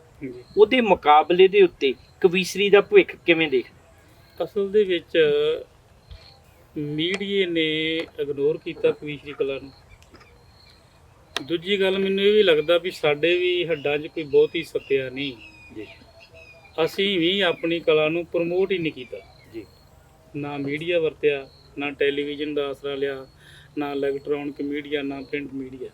ਇਹਦੀ ਵਰਤੋਂ ਕਰਨ ਦੀ ਕਵੀਸ਼ਰਾਂ ਨੂੰ ਲੋੜ ਆ, ਕਿਉਂਕਿ ਕਵੀਸ਼ਰੀ ਦਾ ਕਲਾਵਾ ਬਹੁਤ ਵੱਡਾ ਵਾ। ਇਹ ਹਰ ਵਿਸ਼ੇ ਨੂੰ ਕਲਾਵੇ ਵਿੱਚ ਲੈ ਲੈਂਦੀ। ਕਵੀਸ਼ਰੀ ਦੇ ਰਾਹੀਂ ਤੁਸੀਂ ਹਰ ਵਿਸ਼ੇ ਦੀ ਗੱਲ ਕਰ ਸਕਦੇ ਹੋ। ਬਿਲਕੁਲ। ਔਰ ਸਭ ਤੋਂ ਵੱਡੀ ਗੱਲ ਇਹ ਹੈ ਕਿ ਇੱਥੇ ਰਾਗਾਂ ਦੀ, ਸਾਜ਼ਾਂ ਦੀ ਬੰਦਿਸ਼ ਨਹੀਂ ਹੈਗੀ, ਤੇ ਇਹ ਚੀਜ਼ ਆਮ ਲੋਕਾਂ ਦੇ ਕੰਨਾਂ ਤੱਕ ਸੌਖੀ ਪੈ ਜਾਂਦੀ। ਬਿਲਕੁਲ ਪੇਂਡੂ ਕਲਾ ਵਾ, ਬਿਲਕੁਲ, ਔਰ ਸਰਲ ਕਲਾ, ਲੋਕਾਂ ਨੂੰ ਸਮਝਾਉਣ ਵਾਲੀ ਕਲਾ। ਬਿਲਕੁਲ। ਸਾਜ਼ਾਂ ਦੇ ਸ਼ੋਰ ਵਿੱਚ ਕਈ ਵਾਰੀ ਸ਼ਬਦ ਗਵਾਚ ਜਾਂਦੇ ਆ, ਬਿਲਕੁਲ, ਪਰ ਇੱਥੇ ਨਹੀਂ ਗਵਾਚਦੇ। ਬਿਲਕੁਲ ਜੀ। ਅਮਰਜੀਤ ਸਿੰਘ, ਕਿਉਂਕਿ ਕਵੀਸ਼ਰੀ ਦਾ ਪੰਜਾਬ ਵਿੱਚ ਸੱਭਿਆਚਾਰਕ ਤੌਰ ਤੇ, ਸਾਡੀ ਵਿਰਾਸਤ ਦੇ ਤੌਰ ਤੇ, ਔਰ ਪੰਜਾਬੀ ਲੈਗਸੀ ਦੇ ਤੌਰ ਦੇ ਉੱਤੇ ਜਿੰਦਾ ਰਹਿਣਾ ਬਹੁਤ ਜ਼ਰੂਰੀ ਜੀ। ਕੀ ਮਹਿਸੂਸ ਕਰਦੇ ਹੋ ਕਿ ਆਉਣ ਵਾਲੀ ਪਨੀਰੀ ਜਿਹੜੀ, ਕਿਉਂਕਿ ਵੇਖੋ ਗਿਆਨੀ ਪੰਡਿਤ ਮੋਹਨ ਸਿੰਘ ਘਰਿਆਲਾ ਦੀ ਗੱਲ ਕਰੀਏ, ਮਾਝੇ ਵਿੱਚ ਕਵੀਸ਼ਰੀ ਦੇ ਬਾਬਾ ਬੋੜ ਹੋਏ ਨੇ ਜੀ, ਬਹੁਤ ਵੱਡਾ ਲਿਖਿਆ। ਬਲਦੇਵ ਸਿੰਘ ਬੈਂਕੇ ਨੇ ਲਿਖਿਆ ਜੀ, ਤੇ ਗਿਆਨੀ ਜਰਨੈਲ ਸਿੰਘ ਸਭਰਾ ਨੇ ਉਹਨੂੰ ਇੱਕ ਨਵਾਂ ਯੁੱਗ ਦਿੱਤਾ ਜੀ। ਜਦੋਂ ਕੈਸਟਾਂ ਨਵੀਆਂ ਨਵੀਆਂ ਆਈਆਂ, ਜੋਗਾ ਸਿੰਘ ਜੋਗੀ ਦਾ ਨਾਮ ਅੱਜ 'ਚ ਬਹੁਤ ਵੱਡਾ ਹੈ ਕਵੀਸ਼ਰੀ ਦੀ ਦੁਨੀਆ ਵਿੱਚ। ਸੋ ਇਹਨਾਂ ਲੋਕਾਂ ਨੇ ਜਦੋਂ ਨਵੇਂ ਮਾਧਿਅਮ ਨੂੰ ਚੁਣ ਕੇ ਹਰ ਪਿੰਡ ਦੇ ਗੁਰਦੁਆਰੇ, ਹਰ ਪਿੰਡ ਦੀ ਸੱਥ ਤੇ ਅੱਜ ਦੀ ਤਰੀਕ ਵਿੱਚ ਹਰ ਕਿਸੇ ਮੋਬਾਈਲ ਤੱਕ ਪਹੁੰਚ ਕੀਤੀ ਜੀ, ਤੁਸੀਂ ਕਿਵੇਂ ਦੇਖਦੇ ਹੋ ਵੀ ਆਉਣ ਵਾਲੀ ਪਨੀਰੀ ਜਿਹੜੀ ਆ, ਆਉਣ ਵਾਲੀਆਂ ਪੀੜ੍ਹੀਆਂ ਜਿਹੜੀਆਂ, ਇਹਦੇ ਵਿੱਚ ਇਹ ਕਲਾ ਮਰ ਤਾਂ ਨਹੀਂ ਜਾਏਗੀ? ਲੱਗ ਰਿਹਾ ਜੀ, ਅਸਲ ਦੇ ਵਿੱਚ ਗ੍ਰੰਥੀ ਦੇ ਬੱਚੇ ਗ੍ਰੰਥੀ ਨਹੀਂ ਬਣ ਰਹੇ ਜੀ, ਢਾਡੀਆਂ ਦੇ ਬੱਚੇ ਢਾਡੀ ਨਹੀਂ ਬਣ ਰਹੇ, ਕਵੀਸ਼ਰਾਂ ਦੇ ਬੱਚੇ ਕਵੀਸ਼ਰ ਨਹੀਂ ਬਣ ਰਹੇ। ਉੱਥੇ ਜਿਹੜਾ ਸਾਡਾ ਧਾਰਮਿਕ ਤਾਣਾ ਬਾਣਾ ਬੜਾ ਉਲਝਿਆ ਹੋਇਆ ਜੀ। ਜਿੰਨਾ ਧੱਕਾ ਗ੍ਰੰਥੀ ਦੇ ਨਾਲ ਪ੍ਰਬੰਧਕ ਕਮੇਟੀਆਂ, ਦੂਜੇ ਤੀਜੇ ਲੋਕ ਕਰਦੇ ਆ, ਜਿਹਦੀ ਕਿਤੇ ਨਹੀਂ ਚੱਲਦੀ, ਉਹ ਗ੍ਰੰਥੀ ਦਾ ਗੱਲ ਘੁੱਟਦਾ। 100 ਸਵਾਲ ਲੋਕੀ 100 ਸਟੇਟਮੈਂਟਾਂ ਰੋਜ਼ ਭਾਲਦੇ ਆ ਸਾਡੇ ਤੋਂ। ਬਿਲਕੁਲ। ਸੋ ਜਦੋਂ ਇਦਾਂ ਦੀ ਸਥਿਤੀ ਦੇ ਵਿੱਚ ਬੰਦਾ ਵਿਚਰਦਾ ਹੈ ਨਾ, ਜਿਨ੍ਹਾਂ ਦੇ ਕੰਮ ਚੱਲਦੇ ਆਏ ਵਧੀਆ ਚੱਲਦੇ ਆ, ਆਉਣ ਵਾਲੇ ਸਮੇਂ ਦੇ ਵਿੱਚ ਹੁਣ ਤੇ ਬਾਹਰ ਦੀ ਦੌੜ ਲੱਗੀ, ਹਰ ਬੰਦਾ ਨਿਆਣੇ ਬਾਹਰ ਨੂੰ ਧੱਕੀ ਜਾਂਦਾ, ਬਾਹਰ ਨੂੰ ਧੱਕੀ ਜਾਂਦਾ। ਯਾਰ ਮੈਨੂੰ ਨਹੀਂ ਲੱਗਦਾ ਵੀ ਆਉਣ ਵਾਲੇ ਸਮੇਂ ਦੇ ਵਿੱਚ, ਇਹ ਅਫਸੋਸ ਵਾਲੀ ਗੱਲ ਹੈ। ਬਿਲਕੁਲ। ਕਲਾ ਬੜੀ ਅਮੀਰ ਸੀ, ਪਰ ਇਹਨੂੰ ਸਾਂਭਣ ਵਾਲੇ ਵਾਰਸ ਨਜ਼ਰ ਨਹੀਂ ਆ ਰਹੇ। ਕਿਉਂਕਿ ਜਦੋਂ ਪੰਜਾਬ ਦੀ ਬਰਬਾਦੀ ਦੀ ਗੱਲ ਕਰਦੇ ਹਾਂ ਤਾਂ ਮੈਂ ਅਕਸਰ ਕਹਿੰਦਾ ਹੁੰਦਾ ਵੀ ਸਿਰਫ ਸਰਕਾਰਾਂ ਜ਼ਿੰਮੇਵਾਰ ਨਹੀਂ, ਸਿਰਫ ਲੀਡਰਾਂ ਨੂੰ ਦੋਸ਼ ਦਿੱਤਿਆਂ, ਸ਼੍ਰੋਮਣੀ ਕਮੇਟੀ ਨੂੰ ਦੋਸ਼ ਦਿੱਤਿਆਂ, ਧਾਰਮਿਕ ਲੀਡਰਾਂ ਨੂੰ ਦੋਸ਼ ਦਿੱਤਿਆਂ ਗੱਡੀ ਨਹੀਂ ਚੱਲਣੀ। ਸਾਨੂੰ ਆਪਣੇ ਅੰਦਰ ਵੀ ਝਾਤੀ ਮਾਰਨੀ ਪਏਗੀ ਕਿ ਜੇ ਸਾਡੀਆਂ ਆਉਣ ਵਾਲੀਆਂ ਪਨੀਰੀਆਂ ਆਪਣੀ ਵਿਰਾਸਤ ਨਹੀਂ ਸੰਭਾਲਣਗੀਆਂ, ਆਪਣਾ ਵਿਰਸਾ ਨਹੀਂ ਸੰਭਾਲਣਗੀਆਂ, ਤੇ ਇਹ ਜਿਹੜੀਆਂ ਕਲਾ ਪੰਜਾਬ ਦੇ ਵਿੱਚ ਸਾਡੇ ਗੁਰੂਆਂ ਦੀਆਂ ਬਖਸ਼ੀਆਂ ਦਾਤਾਂ ਨੇ, ਇਹਦੇ ਨਾਲ ਜੁੜ ਕੇ ਇਹਨੂੰ ਆਉਣ ਵਾਲੇ ਸਮੇਂ ਦੇ ਵਿੱਚ ਪ੍ਰਮੋਟ ਨਹੀਂ ਕਰਨਗੀਆਂ, ਜਾਂ ਲੋਕ ਇਹਦੇ ਨਾਲ ਨਹੀਂ ਜੁੜਨਗੇ, ਤੇ ਇਹ ਕਲਾ ਮਰ ਜਾਣਗੀ। ਦੁੱਖ ਨਾਲ ਕਹਿਣਾ ਪੈਂਦਾ, ਵੀਰ ਅਮਰਜੀਤ ਸਿੰਘ ਨੇ ਅੱਜ ਸਾਡੀ ਕੌਮ ਦੀ ਇੱਕ ਦੁੱਖ ਦੀ ਰਗ ਤੇ ਹੱਥ ਧਰਦਿਆਂ ਇਹ ਗੱਲ ਕਹੀ ਕਿ ਜਿਹੜੀ ਕਵੀਸ਼ਰੀ ਹੈ ਆਉਣ ਵਾਲੇ ਸਮੇਂ 'ਚ ਮਰਦੀ ਜਾ ਰਹੀ। ਅਮਰਜੀਤ ਸਿੰਘ, ਕਿਉਂਕਿ ਤੁਸੀਂ ਮਾਡਰਨ ਯੁੱਗ 'ਚ ਪੈਦਾ ਹੋਏ, ਓਬਵੀਅਸਲੀ ਮਤਲਬ ਆਪਾਂ ਹਾਣੀ ਹੈ ਇੱਕ ਦੂਜੇ ਦੀ। ਸੋ ਨਵਾਂ ਯੁੱਗ ਸੀ, ਕੰਪਿਊਟਰ ਆ ਚੁੱਕਾ ਸੀ, ਉਹ 99 ਦੇ ਵਿੱਚ ਕੰਪਿਊਟਰ ਦਾ ਹਰ ਘਰ ਲਾਗੇ ਲਾਗੇ ਪਹੁੰਚ ਚੁੱਕਾ ਸੀਗਾ, ਆਮ ਲੋਕਾਂ ਦੀ ਪਹੁੰਚ ਵਿੱਚ ਸੀਗਾ। ਤੇ ਕਦੀ ਮਹਿਸੂਸ ਹੋਇਆ ਕਿ ਜੇ ਮੈਂ ਗਿਆਨੀ ਜੀ ਦੀ ਗੱਲ ਨਾ ਮੰਨ ਕੇ ਕਿਸੇ ਹੋਰ, ਕਿਉਂਕਿ ਦਿਮਾਗ ਤਾਂ ਉਨਾ ਹੀ ਚਾਹੀਦਾ ਹਰ ਕਿਸੇ ਪ੍ਰੋਫੈਸ਼ਨ ਨੂੰ, ਵੀ ਕਿਸੇ ਹੋਰ ਪ੍ਰੋਫੈਸ਼ਨ 'ਚ ਹੁੰਦਾ ਸ਼ਾਇਦ ਜ਼ਿਆਦਾ ਕੱਟ ਲੈਂਦਾ। ਅਸਲ ਦੇ ਵਿੱਚ ਮੈਂ ਜਿੱਥੇ ਹੈਗਾ ਨਾ, ਮੈਂ ਬੜਾ ਸੰਤੁਸ਼ਟ ਹਾਂ। ਸਭ ਤੋਂ ਵੱਡੀ ਸੰਤੁਸ਼ਟੀ ਮੈਨੂੰ ਇਸ ਗੱਲ ਦੀ ਆ ਵੀ ਮੈਂ ਆਪਦੇ ਪਿਓ ਨੂੰ ਖੁਸ਼ ਕਰ ਲਿਆ। ਜਿਹਦਾ ਪਿਓ ਨਾਰਾਜ਼ ਹੋ ਗਿਆ ਨਾ, ਉਹ ਪੁੱਤ ਸਦਵਾਉਣ ਦਾ ਹਕੂਕ ਗਵਾ ਦਿੰਦਾ। ਬਿਲਕੁਲ। ਪਰ ਮੈਨੂੰ ਇਹ ਗੱਲ ਤੇ ਸਦਾ ਮਾਣ ਆ। ਬਾਕੀ ਜਿਹੜੀ ਮਾਇਆ ਦੀ ਖੇਡ ਆ, ਇਹ ਇੱਕ ਵੱਖਰੀ ਆ। ਬੜਾ ਸੋਹਣਾ ਮਹਾਰਾਜ ਦੀ ਕਿਰਪਾ ਦੇ ਨਾਲ ਕਾਰੋਬਾਰ ਚੱਲਦਾ ਵਾ, ਮਿਹਰ ਆ ਦਾਤੇ ਦੀ। ਮੇਰੀ ਔਕਾਤ ਤੋਂ ਜ਼ਿਆਦਾ ਮੈਨੂੰ ਪਰਮੇਸ਼ਰ ਨੇ ਦਿੱਤਾ। ਸੰਤੁਸ਼ਟ ਆ। ਕਿਉਂਕਿ ਮਾਝੇ ਵਿੱਚ ਅਜੇ ਵੀ ਬਹੁਤ ਵੱਡੀ ਤਾਦਾਦ ਹੈ ਕਵੀਸ਼ਰਾਂ ਦੀ ਜੀ। ਸ਼੍ਰੋਮਣੀ ਕਮੇਟੀ ਦੇ ਵਿੱਚ ਵੀ ਸੈਂਕੜਿਆਂ ਦੀ ਤਾਦਾਦ ਕਵੀਸ਼ਰਾਂ ਦੀ। ਤੁਸੀਂ ਕੀ ਮਹਿਸੂਸ ਕਰਦੇ ਹੋ ਬਈ ਇਹਦੇ ਬਾਵਜੂਦ ਵੀ ਕਵੀਸ਼ਰੀ ਮਰ ਜਾਏਗੀ? ਕਿਉਂਕਿ ਇੰਨੀ ਵੱਡੀ ਫੌਜ ਜਿਹੜੀ ਉਹ ਇਸ ਟਾਈਮ ਤੱਕ ਵਿਚਰੇ ਕਿ ਇਹ ਸਾਰੇ ਮਿਲ ਕੇ, ਕਿਉਂਕਿ ਅੱਜ ਤਾਂ ਯੂਨੀਅਨਾਂ ਬਣੀਆਂ ਹੋਈਆਂ, ਮਤਲਬ ਇੱਕ ਵੱਡੇ ਵੱਡੇ ਗਰੁੱਪ, ਭਾਵੇਂ ਚਲੋ ਆਪਸ ਵਿੱਚ 100 ਤਰ੍ਹਾਂ ਦੀ ਚੜ੍ਹੋਖਤੀ ਵੀ ਹੋ ਸਕਦੀ ਕਿਸੇ ਦੀ, ਵਿਚਾਰਕ ਮਤਭੇਦ ਹੋਣਾ ਆਮ ਗੱਲ ਹੈ, ਘਰਾਂ 'ਚ ਹੁੰਦੇ, ਬਿਜ਼ਨਸ 'ਚ ਹੁੰਦੇ ਆ, ਇਹ ਕੋਈ ਮਾੜੀ ਗੱਲ ਨਹੀਂ ਹੈ। ਬਟ ਮੇਰਾ ਸਵਾਲ ਇਸ ਗੱਲ ਦਾ ਹੈ ਕਿ ਜਿਹੜੇ ਇਹ ਲੋਕ ਨੇ ਜਿਹੜੇ ਕਵੀਸ਼ਰੀ ਦਾ ਦਿੱਤਾ ਖਾ ਰਹੇ, ਜਿਨ੍ਹਾਂ ਦੀ ਪੀੜ੍ਹੀਆਂ ਨੇ ਕਵੀਸ਼ਰੀ ਦਾ ਦਿੱਤਾ ਖਾਧਾ, ਉਹ ਕਵੀਸ਼ਰੀ ਨੂੰ ਬਚਾਉਣ ਲਈ ਕੋਈ ਯਤਨ ਨਹੀਂ ਕਰ ਰਹੀ। ਅਸਲ ਦੇ ਵਿੱਚ ਬਲਦੇਵ ਸਿੰਘ ਬੈਂਕੇ ਦਾ ਮੁੰਡਾ ਕਵੀਸ਼ਰ ਬਣਿਆ, ਸਰੂਪ ਸਿੰਘ ਸੂਰਵਿੰਦ ਦਾ ਮੁੰਡਾ ਕਵੀਸ਼ਰ ਬਣਿਆ, ਗਿਆਨੀ ਜਰਨੈਲ ਸਿੰਘ ਸਭਰਾ ਦਾ ਮੁੰਡਾ ਕਵੀਸ਼ਰ ਬਣਿਆ ਤੁਹਾਡੇ ਸਾਹਮਣੇ। ਬਿਲਕੁਲ। ਚੌਥਾ ਕੋਈ ਨਜ਼ਰ ਨਹੀਂ ਆ ਰਿਹਾ ਵੀ ਜਿਹਦੇ ਬੱਚੇ ਇਸ ਪਾਸੇ ਨੂੰ ਤੁਰੇ ਹੋਣ। ਨਹੀਂ, ਮੈਂ ਕਹਿੰਦਾ ਬੱਚੇ ਨਹੀਂ ਬਣੇ, ਕੋਈ ਗੱਲ ਨਹੀਂ ਇਹ 'ਚ ਕੋਈ ਉਹ ਆਪਾਂ ਇਸ ਗੱਲ, ਮੰਨ ਲਓ ਅੱਜ ਅਮਰਜੀਤ ਸਿੰਘ ਸੋਚਦਾ ਹੈ ਵੀ ਮੇਰੇ ਕੋਲ ਇੱਕ ਅਕੈਡਮੀ ਹੈ, ਮੈਨੂੰ ਕੋਈ ਜਗ੍ਹਾ ਦੇ ਦਿਓ ਤਾਂ ਕਿ ਮੈਂ ਸਕੂਲੀ ਵਿਦਿਆਰਥੀਆਂ ਨੂੰ ਜਾਂ ਜਿਹੜੇ ਆਉਣ ਵਾਲੇ ਇੱਕ ਦੋ ਅਮਰਜੀਤ ਸਿੰਘ ਤੇ ਪੈਦਾ ਕਰਾਂ, ਮੈਂ ਆਉਣ ਵਾਲੇ ਸਮੇਂ 'ਚ ਦੋ ਬੈਂਕੇ ਹੀ ਪੈਦਾ ਕਰ ਜਾਂ, ਕੋਈ ਯੋਗੀ। ਹੁਣ ਯੋਗੀ ਦੀ ਇੱਕ ਪੂਰੀ ਵੱਡੀ ਫੈਮਿਲੀ ਹੈ ਔਰ ਯੋਗੀ ਜੀ ਇਸ ਸੰਸਾਰ ਤੋਂ ਜਾ ਚੁੱਕੇ ਨੇ ਔਰ ਉਹਨਾਂ ਦੇ ਪਰਿਵਾਰ ਨੇ ਕਵੀਸ਼ਰੀ ਦੀ ਵਿਰਾਸਤ ਨੂੰ ਇੰਨਾ ਚਿਰ ਸੰਭਾਲਿਆ ਤੇ ਆਉਣ ਵਾਲੇ ਸਮੇਂ 'ਚ ਉਹਨਾਂ ਦੇ ਵਾਰਸ ਗਾਇਕੀ ਵੱਲ ਨੂੰ ਤੁਰ ਗਏ ਜੀ। ਮਸਲਾ ਇਸ ਗੱਲ ਦਾ ਹੈ ਵੀ ਉਹ ਕਵੀਸ਼ਰੀ ਨੂੰ ਕਿਉਂ ਨਹੀਂ ਸੰਭਾਲ ਰਿਹਾ ਜਿਹਦਾ ਸਾਰੀ ਉਮਰ ਦਿੱਤਾ ਖਾਧਾ। ਅਸਲ ਦੇ ਵਿੱਚ ਇਹ ਚੀਜ਼ ਆ ਕਿ ਜਿਹੜੀਆਂ ਸਾਡੀਆਂ ਸੰਸਥਾਵਾਂ ਨਾ, ਉਹਨਾਂ ਨੇ ਜਿੰਨਾ ਚਿਰ ਸਹਿਯੋਗ ਨਾ ਦਿੱਤਾ ਜੀ, ਰਾਗੀਆਂ ਢਾਡੀਆਂ ਕਵੀਸ਼ਰਾਂ ਦਾ, ਕੀਰਤਨੀਆਂ ਦਾ, ਗ੍ਰੰਥੀ ਸਿੰਘਾਂ ਦਾ ਜੀ, ਸਾਨੂੰ ਇਮਾਨਦਾਰੀ ਦਾ ਸਾਹਮਣਾ ਕਰਨਾ ਪਊਗਾ। ਇਹ ਕੋਰੀ ਸੱਚਾਈ ਹੈ। ਔਰ ਉਦੋਂ ਅਗਲੀ ਗੱਲ, ਵਿਚਾਰਕ ਮਤਭੇਦ ਹੋਰ ਹੁੰਦੇ ਆ। ਬਿਲਕੁਲ। ਜਿੰਨਾ ਚਿਰ ਅਸੀਂ ਇੱਕ ਦੂਜੇ ਦੀਆਂ ਲੱਤਾਂ ਖਿੱਚਣ ਨੂੰ ਨਾ ਹਟੇ, ਉਹਨਾਂ ਚਿਰ ਕਵੀਸ਼ਰੀ ਨਹੀਂ ਬਚਣੀ। ਬਿਲਕੁਲ, ਕੋਈ ਸ਼ੱਕ ਨਹੀਂ। ਕਿਉਂਕਿ ਅਮਰਜੀਤ ਸਿੰਘ, ਦੁੱਖ ਦੀ ਗੱਲ ਇਹ ਹੈ ਕਿ ਕਬੱਡੀ ਪੰਜਾਬ ਦੀ ਵਿਰਾਸਤ ਸੀ ਜੀ, ਮੁੱਕਦੀ ਜਾ ਰਹੀ ਸੀ। ਲੋਕਾਂ ਨੂੰ ਲੱਗਾ ਮਿੱਟੀ ਦੀ ਖੇਡ ਹੈ, ਆਉਣ ਵਾਲੇ ਸਮੇਂ ਦੇ ਵਿੱਚ ਗੱਦਿਆਂ ਦੇ ਉੱਤੇ ਸਪੋਰਟਸ ਹੋ ਰਹੀ ਹੈ, ਕੌਣ ਬਚਾਏਗਾ? ਅੰਤ ਨੂੰ ਭਾਵੇਂ ਚਲੋ ਸਰਕਾਰਾਂ ਨੇ ਕੀ ਯੋਗਦਾਨ ਦਿੱਤਾ, ਵੋਟਾਂ ਦੀ ਖਾਤਰ ਦਿੱਤਾ, ਜਾਂ ਇੰਟਰਨੈਸ਼ਨਲ ਲੈਵਲ 'ਚ ਜਿਹੜੇ ਪੰਜਾਬੀ ਬਾਹਰਲੇ ਦੇਸ਼ਾਂ 'ਚ ਬੈਠੇ ਸੀ ਉਹਨਾਂ ਨੇ ਕਬੱਡੀ ਨੂੰ ਬਚਾਉਣ ਲਈ ਯਤਨ ਕੀਤੇ। ਅੱਜ ਭੰਗੜੇ ਨੂੰ ਬਚਾਉਣ ਲਈ ਯਤਨ ਹੋ ਰਹੇ ਨੇ, ਪੰਜਾਬੀ ਮਾਂ ਬੋਲੀ ਦੇ ਉੱਤੇ ਕੰਮ ਹੋ ਰਿਹਾ, ਯਤਨ ਹੋ ਰਹੇ ਨੇ। ਕਿਉਂਕਿ ਆਪਾਂ ਘੱਟ ਗਿਣਤੀ ਹਾਂ, ਪੰਜਾਬ ਬਹੁਤ ਛੋਟਾ ਹੈ, ਇਸ ਕਰਕੇ ਪੂਰੀ ਦੁਨੀਆ ਦੇ ਮੁਕਾਬਲੇ ਇਹ ਬਖਸ਼ਿਸ਼ ਵੀ ਹੈ ਸਾਨੂੰ ਕਿ ਅਸੀਂ ਪੂਰੀ ਦੁਨੀਆ ਵਿੱਚ ਫੈਲ ਚੁੱਕੇ ਹਾਂ ਅਤੇ ਅਸੀਂ ਆਪਣੀ ਕਲਾ ਨੂੰ ਸੌਖਿਆਂ ਬਚਾ ਸਕਦੇ। ਇਲੈਕਟ੍ਰੋਨਿਕ ਮੀਡੀਆ ਦਾ ਯੁੱਗ ਹੈ। ਕੱਲ੍ਹ ਤੱਕ ਕੋਈ ਚੀਜ਼ ਇਲੈਕਟ੍ਰੋਨਿਕ ਸਾਧਨ ਸੀਮਤ ਸੀਗੇ, ਅੱਜ ਫੇਸਬੁੱਕ ਆ, ਵਟਸਐਪ ਹੈ, ਮਤਲਬ ਅੱਜ ਇੱਥੇ ਅਸੀਂ ਖੇਤਾਂ 'ਚ ਬੈਠੇ ਹੋਏ ਗੱਲ ਜਿਹੜੀ ਉਹ ਲੱਖਾਂ ਕਰੋੜਾਂ ਲੋਕਾਂ ਤੱਕ ਜਿਹੜੀ ਸਾਡੀ ਪਹੁੰਚ ਰਹੀ ਹੈ। ਇਹ ਸੁਖਾਲਾ ਹੋ ਗਿਆ ਢੰਗ ਮੈਨੂੰ ਲੱਗਦਾ, ਅਤੇ ਮੈਂ ਕਹਿੰਦਾ ਕਿ ਜੇ ਥੋੜ੍ਹਾ ਜਿਹਾ ਵੀ ਐਫਰਟ ਕੀਤਾ ਜਾਵੇ ਤਾਂ ਸ਼ਾਇਦ ਅਸੀਂ ਆਉਣ ਵਾਲੀ ਪਨੀਰੀ ਨੂੰ ਇਹ ਦਾਤ ਜਿਹੜੀ ਗੁਰੂ ਦੀ ਦਿੱਤੀ ਵਿਰਾਸਤ ਹੈ ਉਹ ਮੁਹੱਈਆ ਕਰਵਾ ਸਕਦੇ। ਅਸਲ ਦੇ ਵਿੱਚ ਜੇ ਇਮਾਨਦਾਰੀ ਨਾਲ ਕੋਸ਼ਿਸ਼ ਹੋਵੇ ਕੀ ਨਹੀਂ ਹੁੰਦਾ। ਬਿਲਕੁਲ। ਅਸਲ 'ਚ ਰੱਟਾ ਹੀ ਇੱਥੇ ਪੈਂਦਾ ਵੀ ਇਮਾਨਦਾਰੀ ਦੇ ਨਾਲ ਯਤਨ ਨਹੀਂ ਕੀਤਾ ਜਾ ਰਿਹਾ। ਬਿਲਕੁਲ। ਨਾ ਸੰਸਥਾਵਾਂ ਕਰਦੀਆਂ, ਜਿਹੜੇ ਬੰਦੇ ਸੰਸਥਾਵਾਂ ਨਾਲ ਜੁੜ ਜਾਂਦੇ ਉਹ ਗੁਲਾਮ ਹੋ ਜਾਂਦੇ, ਉਹਨਾਂ ਦੀਆਂ ਰਗਾਂ ਘੁੱਟੀਆਂ ਹੁੰਦੀਆਂ, ਉਹ ਗੱਲ ਨਹੀਂ ਕਰ ਸਕਦੇ ਸੱਚਾਈ ਦੀ, ਇਮਾਨਦਾਰੀ ਜਿਹੜਾ ਸਾਨੂੰ ਗੁਰੂ ਨੇ ਹੁਕਮ ਲਾਇਆ। ਗੁਰੂ ਗੋਬਿੰਦ ਸਿੰਘ ਮਹਾਰਾਜ ਦਾ ਇਤਿਹਾਸ ਪੜ੍ਹ ਕੇ ਵੇਖੋ, ਜਦੋਂ ਸੋਨੇ ਦੀਆਂ ਮੋਹਰਾਂ ਕਵੀਸ਼ਰਾਂ ਨੂੰ ਦਿੰਦੇ ਸੀ, ਇੱਕ ਨੇ ਪੁੱਛਿਆ ਵੀ ਮਹਾਰਾਜ ਅੱਜ ਤੁਹਾਡਾ ਜੀਵਨ ਆ, ਤੁਸੀਂ ਸਾਡਾ ਮਾਣ ਤਾਣ ਕਰਦੇ ਜੇ ਉਹ ਸਰੀਰ ਕਰਕੇ ਨਾ ਉਦੋਂ ਕੌਣ ਕਰੂ? ਮਹਾਰਾਜ ਨੇ ਕਿਹਾ ਗੁਰੂ ਕੀ ਸੰਗਤ ਬੈਠੀ ਆ। ਅਗਲੀ ਪਾਬੰਦੀ ਵੀ ਲਾਈ 10ਵੇਂ ਪਾਤਸ਼ਾਹ, ਮਾਣ ਲੋਕ ਕਰਨਗੇ ਪਰ ਕਰਨਗੇ ਉਹਨਾਂ ਚਿਰ ਜਿੰਨਾ ਚਿਰ ਤੁਹਾਡੇ ਪੱਲੇ ਇਮਾਨਦਾਰੀ ਤੇ ਸੱਚਾਈ ਹੈ। ਜਦੋਂ ਵੀ ਤੁਸੀਂ ਇਮਾਨਦਾਰੀ ਸੱਚਾਈ ਦਾ ਪੱਲਾ ਛੱਡ ਗਏ, ਕਲਾ ਹੁੰਦਿਆਂ ਧੱਕੇ ਖਾਓਗੇ। ਮੈਂ ਵੇਖਿਆ ਕਈ ਬੰਦਿਆਂ ਨੇ 50-50 ਸਾਲ ਗਾਲ ਦਿੱਤੇ ਆ, ਕਲਾਵਾਨ ਸਨ, ਬੋਲ ਨਹੀਂ ਪਵਾ ਸਕੇ। ਬਿਲਕੁਲ। ਉੱਥੇ ਅਸੀਂ ਗੁਰੂ ਦੇ ਬਚਨਾਂ ਦੇ ਪਾਬੰਦ, ਬਿਲਕੁਲ ਗੁਰੂ ਹੁਕਮਾਂ ਦੇ ਪਾਬੰਦ ਬਣ ਕੇ ਜੇ ਅਸੀਂ ਯਤਨ ਕਰੀਏ ਇਮਾਨਦਾਰੀ ਦੇ ਨਾਲ, ਪਰਿਵਰਤਨ ਆ ਸਕਦਾ।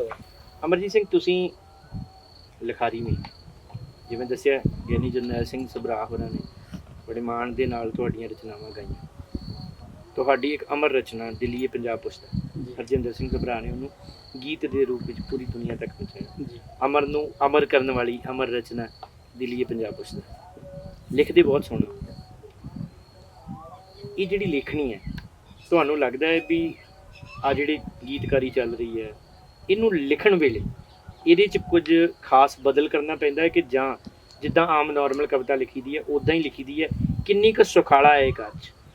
ਅਸਲ 'ਚ ਜਿਹੜੇ ਹਿਸਟੋਰੀਕਲ ਪੱਖ ਉਹਨਾਂ ਨੂੰ ਪੜ੍ਹਨਾ ਪੈਂਦਾ, ਵਿਚਾਰਨਾ ਪੈਂਦਾ। ਹਾਂ, ਕਿਉਂਕਿ ਉੱਥੇ ਪੂਰਾ ਪ੍ਰਸੰਗ ਲਿਖਣਾ ਪੈਂਦਾ ਨਾ, ਵੀ 8-9 ਘੱਟ ਤੋਂ ਘੱਟ ਕਵਿਤਾਵਾਂ ਜਿਹੜੀਆਂ ਉਹ 'ਚ ਪਾਉਣੀਆਂ ਪੈਂਦੀਆਂ। ਬਿਲਕੁਲ, ਉਹ ਸਭ ਤੋਂ ਟਫ ਆ ਮੈਨੂੰ ਲੱਗਦਾ। ਕੋਈ ਗੀਤ ਲਿਖਣਾ ਤੇ ਤੁਹਾਡੀ ਰਮਜ ਆ, ਕੋਈ ਚੀਜ਼ ਮਨ 'ਚ ਆਈ ਤੇ ਤੁਸੀਂ ਲਿਖਤੀ, ਉਹ ਤਾਂ ਦਾਇਰਾ ਛੋਟਾ ਵਾ, ਤੁਸੀਂ ਉਹ 8-10 ਬੰਦ ਨੇ। ਬਿਲਕੁਲ, ਉਹ ਔਖਾ ਨਹੀਂ।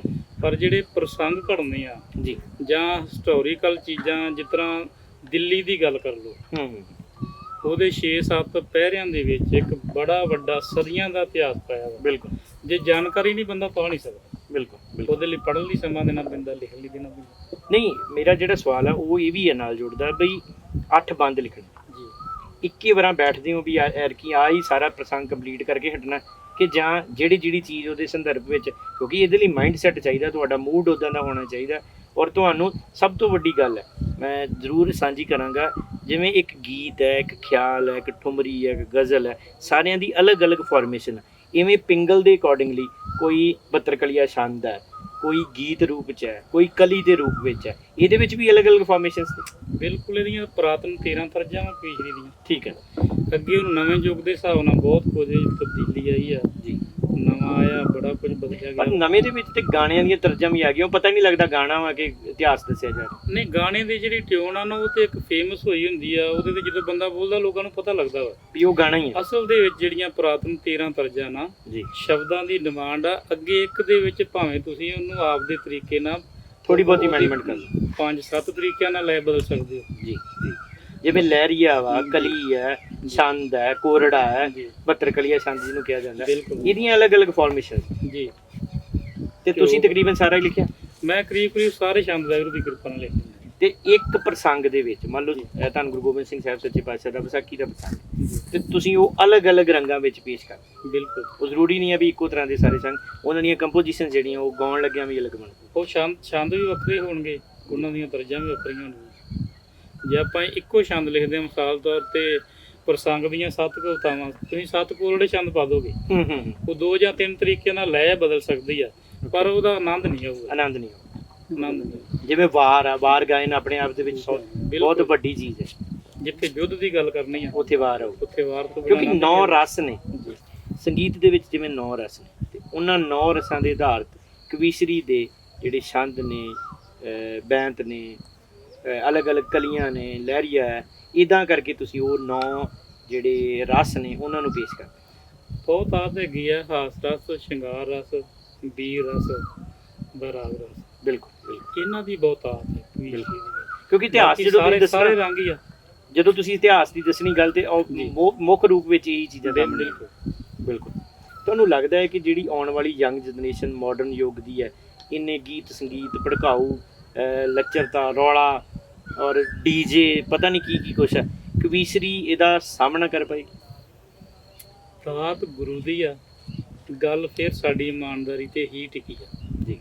ਜੇ ਅਸੀਂ ਸੁਹਿਰਦ ਆ ਨਾ, ਇਕਜੁੱਟ ਹੋ ਜਾਾਂਗੇ, ਕੋਈ ਵੱਡਾ ਪਲੇਟਫਾਰਮ ਖੜਾ ਕਰ ਦਿਆਂਗੇ ਦੁਨੀਆ 'ਚ, ਬਿਲਕੁਲ ਲੋਕ ਜੁੜਨਗੇ। ਅਗਰ ਅਸੀਂ ਫੇਲ ਹੋ ਗਏ, ਕੋਈ ਚੰਗਾ ਪਲੇਟਫਾਰਮ ਨਾ ਕਵੀਸ਼ਰੀ ਨੂੰ ਦੇ ਸਕੇ, ਹਕੀਕਤ ਆਪੀ ਲੋਕੀ ਸਵਾਲ ਕਰਿਆ ਕਰਨਗੇ ਕਵੀਸ਼ਰੀ ਕੀ ਹੁੰਦੀ। ਬਿਲਕੁਲ।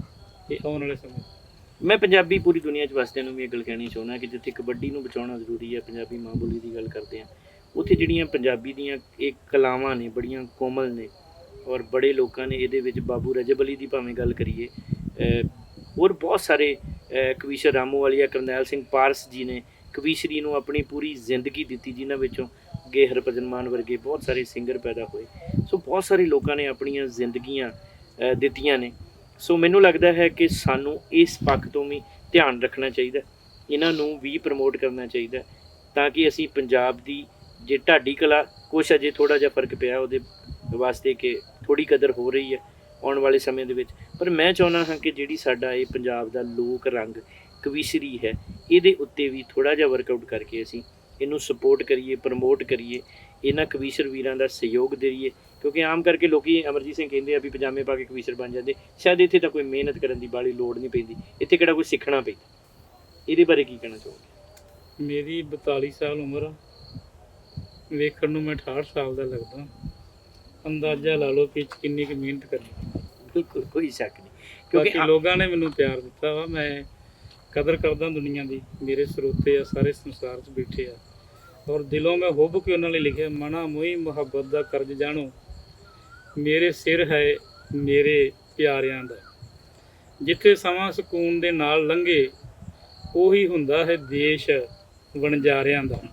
ਪੈਰਾਂ ਹੇਠ ਲਤਾੜੇ ਵੀ ਫੁੱਟ ਪੈਂਦੇ, ਸਮਾਂ ਆਉਂਦਾ ਜਦ ਨਵੇਂ ਪੰਗਾਰਿਆਂ ਦਾ। ਮਿਲਦਾ ਅੰਮ੍ਰਿਤ ਸਿਆ ਮਾਣ ਨਿਮਾਣਿਆਂ ਨੂੰ, ਟੁੱਟ ਜਾਂਦਾ ਹੰਕਾਰ ਹੰਕਾਰਿਆਂ। ਦਿਲੋਂ ਗੁਰੂ ਦੇ ਚਰਨਾਂ ਨਾਲ ਜੁੜ ਕੇ ਸਿਦਕ ਦੇ ਨਾਲ ਇਮਾਨਦਾਰੀ ਦੇ ਨਾਲ ਜੇ ਕਾਰਜ ਕਰਾਂਗੇ ਨਾ ਤੇ ਇਹ ਝੰਡਾ ਬੁਲੰਦ ਰਹਿ ਸਕਦਾ ਹੈ। ਇੱਕ ਚੀਜ਼ ਹੋਰ ਜ਼ਰੂਰੀ, ਪੂਰੀ ਦੁਨੀਆ ਨੇ ਦਿੱਲੀਏ ਪੰਜਾਬ ਪੁਲਿਸ ਦਾ ਸੁਣਿਆ, ਵੱਖ-ਵੱਖ ਸਿੰਗਰਾਂ ਤੋਂ ਸੁਣਿਆ, ਬਹੁਤ ਸਾਰੇ ਕਵੀਸ਼ਰਾਂ ਤੋਂ ਮੈਂ ਸੁਣਿਆ, ਈਵਨ ਦੋ ਗਿਆਨੀ ਜਰਨੈਲ ਸਿੰਘ ਜੀ ਸਮਰਾਵ ਉਹਨਾਂ ਦੇ ਸਾਥੀਆਂ ਤੋਂ, ਮੇਜਰ ਸਿੰਘ ਭਗਵੰਤ ਸਿੰਘ ਹੋਣਾ ਤੋਂ ਵੀ ਸੁਣਿਆ। ਪਰ ਜਿਹੜੀ ਕਲਮ ਨੇ ਲਿਖਿਆ ਉਹਦਾ ਆਪਣਾ ਇੱਕ ਫੀਲ ਹੈ, ਉਹਦਾ ਆਪਣਾ ਇੱਕ ਮੂਡ ਹੈ। ਕਿਉਂਕਿ ਸ਼ਿਵ ਕੁਮਾਰ ਨੂੰ ਬਹੁਤ ਸਾਰਿਆਂ ਨੇ ਗਾਇਆ, ਪਰ ਜਿੰਨਾ ਵਧੀਆ ਸ਼ਿਵ ਕੁਮਾਰ ਨੇ ਆਪਦਾ ਲਿਖਿਆ ਗਾਇਆ ਉਹਦਾ ਆਪਣਾ ਇੱਕ ਰੰਗ ਹੈ। ਫਿਰ ਮੇਰਾ ਮਾਣ ਜ਼ਰੂਰ ਹੈ ਕਿ ਤੁਸੀਂ ਸਾਰੀ ਸੰਗਤ ਨੂੰ ਦਿੱਲੀਏ ਪੰਜਾਬ ਪੁਲਿਸ ਦਾ ਜ਼ਰੂਰ ਸੁਣੋ। ਤੇਰੇ ਦੇਗਾਂ ਯਾਰਿਆਂ ਨੇ ਕੀਤਾ ਸਾਡਾ ਆਦਰ, ਬੰਦਾ ਸਿੰਘ ਪੁੱਤ ਸਣੇ ਬਣਿਆ ਬਹਾਦਰ। ਸਿੰਘ ਪਾ ਗਏ ਸ਼ਹੀਦੀਆਂ ਅਡੋਲ, ਦਿੱਲੀਏ ਨੀ ਤੈਨੂੰ ਪੁੱਛਦਾ ਪੰਜਾਬ, ਪੁੱਛਦਾ ਪੰਜਾਬ ਕੁਝ ਬੋਲ, ਦਿੱਲੀਏ ਨੀ ਤੈਨੂੰ ਪੁੱਛਦਾ ਪੰਜਾਬ।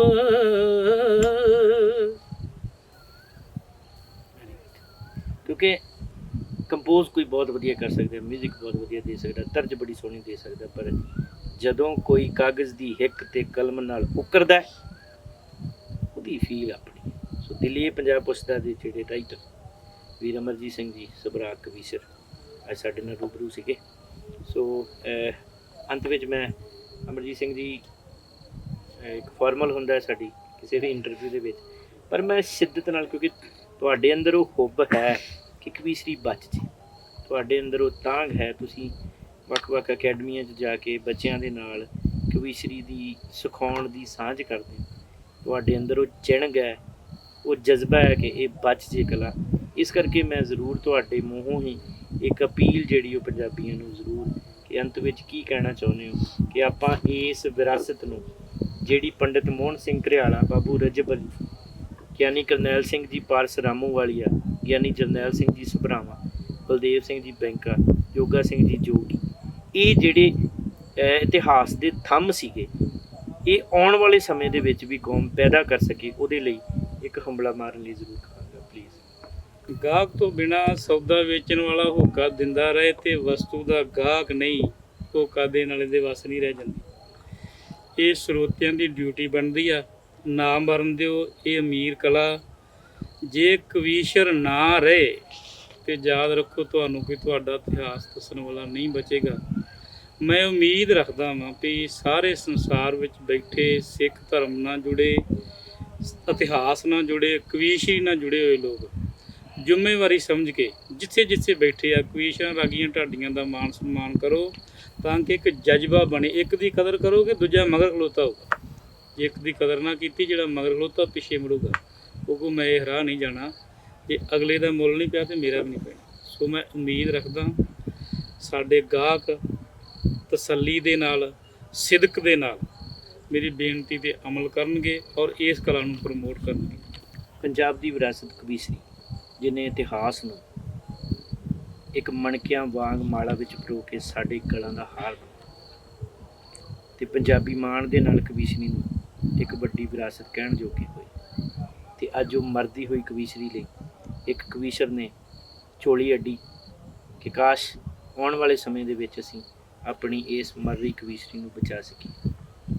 ਆਸ ਕਰਦਾ ਹਾਂ ਕਿ ਪੂਰੀ ਦੁਨੀਆ ਵਿੱਚ ਵਸਦੇ ਹੋਏ ਪੰਜਾਬੀ, ਅਤੇ ਖਾਸ ਕਰਕੇ ਗੁਰੂ ਨਾਨਕ ਨਾਮ ਲੇਵਾ ਗੁਰੂਆਂ ਦੀ ਦਿੱਤੀ ਇਸ ਵਿਰਾਸਤ ਨੂੰ ਸੰਭਾਲਣ ਲਈ ਜਿੱਥੇ ਜਿੱਥੇ ਬੈਠੇ ਨੇ ਉੱਥੇ ਉੱਥੇ ਆਪਣਾ ਯੋਗਦਾਨ ਪਾਉਣਗੇ, ਅਤੇ ਇਹ ਵਿਰਾਸਤ ਜਿਹੜੀ ਆਉਣ ਵਾਲੀਆਂ ਪਨੀਰੀਆਂ ਤੱਕ ਪਹੁੰਚੇਗੀ। ਅਤੇ ਖਾਸ ਕਰਕੇ ਜਿਹੜੇ ਪਿੰਡਾਂ ਦੇ ਲੋਕ ਨੇ, ਜਿਹੜੇ ਬਹੁਤਾ ਪੜ੍ਹੇ ਨਹੀਂ, ਬਹੁਤਾ ਸੰਗੀਤਕ ਸੂਝ ਨਹੀਂ ਰੱਖਦੇ, ਉਹ ਇਤਿਹਾਸ ਤੋਂ ਜਾਣੂ ਹੋਣ ਲਈ ਅੱਜ ਵੀ ਕਵੀਸ਼ਰੀ 'ਤੇ ਨਿਰਭਰ ਨੇ। ਆਉਣ ਵਾਲੀਆਂ ਪੀੜ੍ਹੀਆਂ ਲਈ ਸਦੀਆਂ ਤੱਕ ਇਹ ਕਵੀਸ਼ਰੀ ਇਸੇ ਤਰ੍ਹਾਂ ਇਤਿਹਾਸਕ ਰੂਪ ਵਿੱਚ ਮਾਰਗਦਰਸ਼ਨ ਕਰਦੀ ਰਹੇਗੀ, ਅਤੇ ਤਾਂ ਹੀ ਕੌਮ ਆਪਣਾ ਸੁਨਹਿਰੀ ਭਵਿੱਖ ਸਿਰਜਣ ਵਿੱਚ ਕਾਮਯਾਬ ਹੋਵੇਗੀ। ਸੋ ਬਹੁਤ ਬਹੁਤ ਧੰਨਵਾਦ ਵੀਰ ਅਮਰਜੀਤ ਸਿੰਘ ਜੀ ਸਭਰਾ, ਜਿਨ੍ਹਾਂ ਨੇ ਆਪਣਾ ਕੀਮਤੀ ਸਮਾਂ ਸਾਨੂੰ ਦਿੱਤਾ। ਮੈਂ ਆਸ ਕਰਦਾ ਹਾਂ ਕਿ ਸਾਰੇ ਸਰੋਤੇ ਇਸ ਜਾਣਕਾਰੀ ਤੋਂ ਲਾਹਾ ਲੈਣਗੇ, ਅਤੇ ਅਸੀਂ ਮਰਦੀ ਹੋਈ ਕਵੀਸ਼ਰੀ ਲਈ ਕੁਛ ਕਰਾਂਗੇ। ਸੋ ਅਗਲੀ ਵਾਰ ਫਿਰ ਐਸੀ ਹੀ ਪੰਥ ਦੀ ਮੈਂ ਨਾਜ਼ ਸ਼ਖਸੀਅਤ ਦੇ ਨਾਲ ਆਪ ਨੂੰ ਰੂਬਰੂ ਕਰਵਾਵਾਂਗਾ। ਤਦ ਤੱਕ ਲਈ ਦਿਓ ਇਜਾਜ਼ਤ। ਵੀਰ ਜੀ ਦਾ ਬਹੁਤ ਬਹੁਤ ਧੰਨਵਾਦ ਇੱਕ ਵਾਰੀ ਫਿਰ। ਵੀਰ ਜੀ ਵਾਹਿਗੁਰੂ ਜੀ ਕਾ ਖਾਲਸਾ, ਵਾਹਿਗੁਰੂ ਜੀ ਕੀ ਫਤਿਹ।